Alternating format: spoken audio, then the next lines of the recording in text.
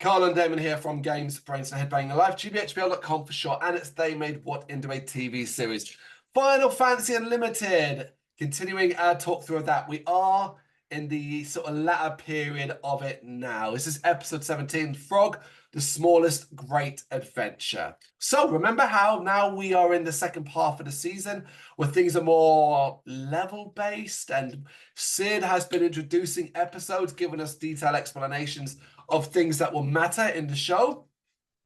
But that's all gone. Because we just simply start immediately cutting to the ship, and the kids are suggesting Lisa get some rest. At the controls, Sid is thinking about the makeup of the puzzle and the fact that it is multi-dimensional when something weird appears in the controls. It's an elderly orange frog that welcomes him to the start of a wonderful game. I was very confused here already. I mean, it is Final Fantasy Unlimited, so it's no surprise. The ship starts to shake violently, and Sid wonders if the cube has shifted. He gets his answer by seeing that they are floating on a sea of mud and sinking slowly. The frog tells them that if they sink below, they'll end up in a dark space where chaos awaits. Oh God, it's all this nonsense again about chaos and who it is and where it is and what it is and all of that. And Sid tries to get them out, but the frog transforms into a green frog. The orange frog tells them that the challenge is for Sid to find a way to transform himself back and get out of the mud. So Sid is now a green frog, and no one's going to be able to understand them as the orange one disappears and Frog Sid freaks out. Fabula arrives after the opening credits and describes the mud sea as the briny sea. So not so much a mud sea as just a very, very thick, mucusy sea. Yeah. Before recapping what's happened to Sid and introducing the episode. The ship has sunk deeper into the mud, and on board, everyone is beginning to panic.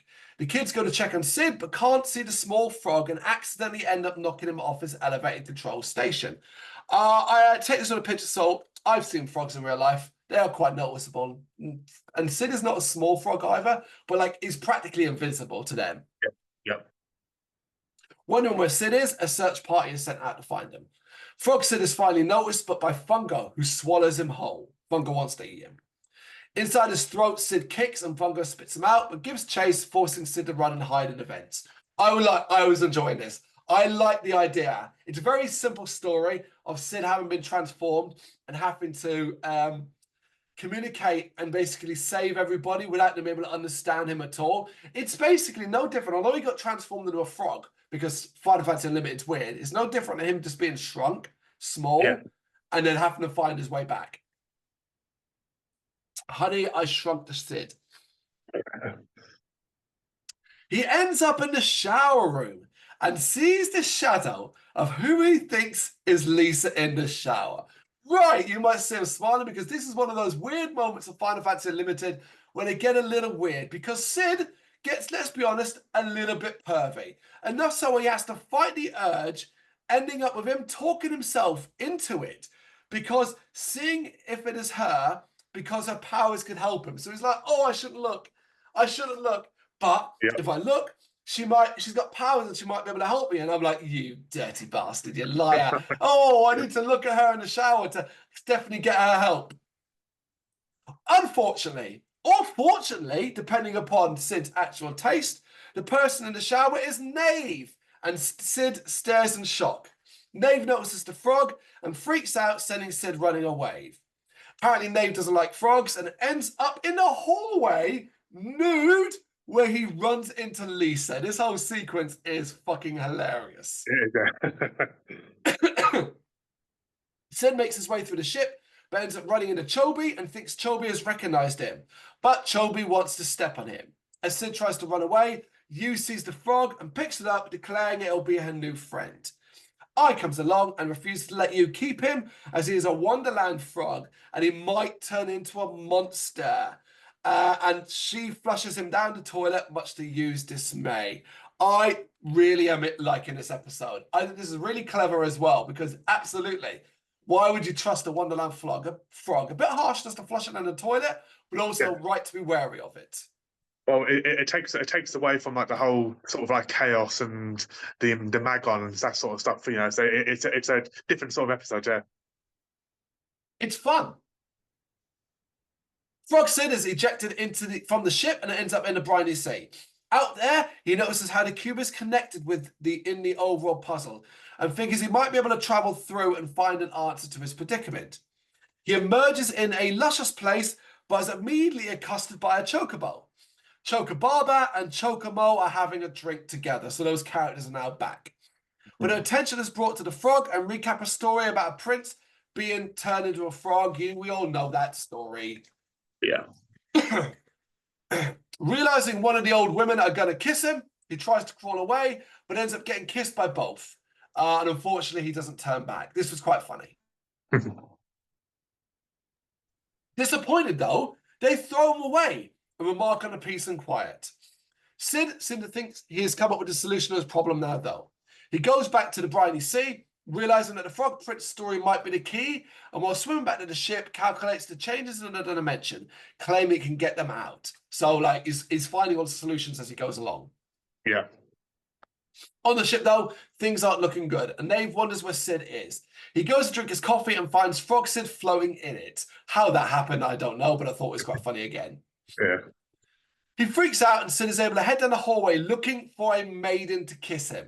He has eyes on Lisa, who is also currently looking for him, human Sid.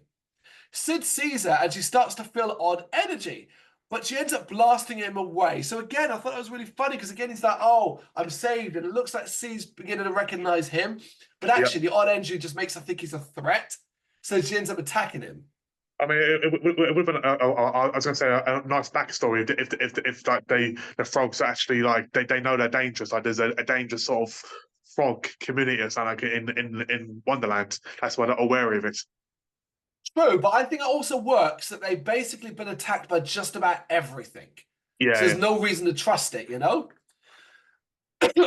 Frog Sid's now picked up by Yu, who tries to feed him, but I arrives and Frog Sid runs away before she can do anything, because I has a hard-on for killing this frog. Despondent, Sid is beginning to give up and tries to come up with a plan, but ends up in front of Kaze, who, naturally, because Kaze is just like, fuck everything, cocks the mag gun, ready to shoot the poor frog. Bit of an overreaction, regardless of what it is, you don't need to shoot it, Kaze. Yeah. Sid tries to charm him, but gets nowhere, leaving with his head down. I thought that was really interesting. It's not so much Kaze, just it's like he's threatening him, and Sid has to sort of walk away sadly, with sad music playing. Yeah. He ends up above Lisa and the kids who are discussing the frog and the oddness of it. Thinking they might finally begin to work things out, he actually learns they think he might be an enemy, though, and is forced to run when he is spotted. Given up, Sid falls and is picked up by Miles now. You might be wondering how is this going to get solved? Because the bottom of the mud is fast approaching as Sid wakes up in a bed. Opening his eyes, he sees Miles, who appears to be looking after him by spreading medicine on his body.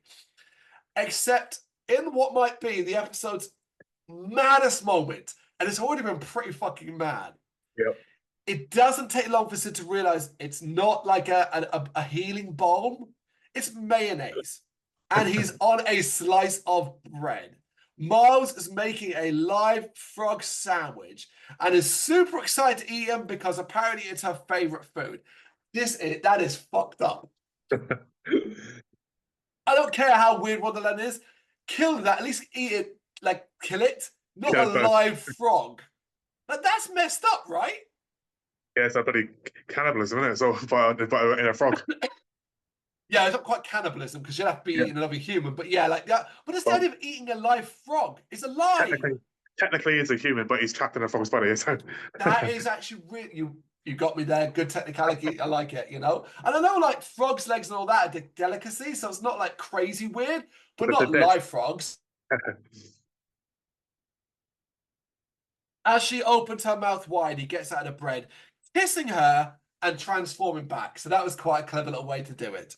Yeah. There's an awkward moment where he's on top of her, but he runs out happily heading back to the bridge. En route, the orange frog appears and Sid demands that he be let out as he's won. The orange frog says, hey, it's too late now, though, as they're at the bottom and he should just give up. Sid refuses and heads to the bridge, finding out they have broken the engines in their attempts to leave. Sid is furious, but ends up taking over, activating a box on his back and doing some of his techno babble shit that we've seen before to get them out. He ends up using the claw arms to pull open a doorway into the next cube. They find themselves on the shoreline and everyone celebrates his success. They ask where he was, but he's more concerned about Jane's engines, crying and apologizing to the ship because, you know, everyone is mental in the show. The episode ends suggesting that Kaze knew who Sid was as a frog. Cheers for helping, mate. Exactly. Thanks for that. And Miles seems to be relishing her kiss with Frog Sid. I was like, what? What's going on? But I loved it. I thought this episode was just fun from beginning to end. Yeah, so I mean, it was a very different episode. It was a very enjoyable episode, and I do believe that Kaze probably did know it was Sid. But in classic Kaze style, he doesn't help. Yeah, exactly. Well, yeah, exactly. Because the truth of the matter is that he doesn't care about them at all. His one mission is to fight bloody white win. Or we could perhaps see it as Kaze never shot the frog. Instead, he pointed his gun at him to send Sid in a different direction where he would inevitably run into Miles. Yeah, maybe. Maybe. Either way, this is just fun. And this is what I wanted from the second part of the season. These sort of standalone episodes that have the overall vibe of the cube and its level-based stuff, I'm finding a lot of fun to watch. There was stuff I enjoyed involving like the first part of the season, but this is definitely holding my attention more. Yeah, definitely, yeah. That is episode 17, Frog, the Smallest Great Adventure. You got any thoughts? You know what to do? Let us know in the comments. Thank you very much for watching. If you'd like to see more content like this, please consider hitting the subscribe button. It is gratefully appreciated. You can find us over at gbhbl.com, our full website where reviews, news and so much more goes up daily. We're also on all social media platforms, Facebook, Instagram, Twitter, Threads, at gbhbl. Just search for gbhbl and you will find us out there. We also have merchandise on sale. You can access the shop via the website.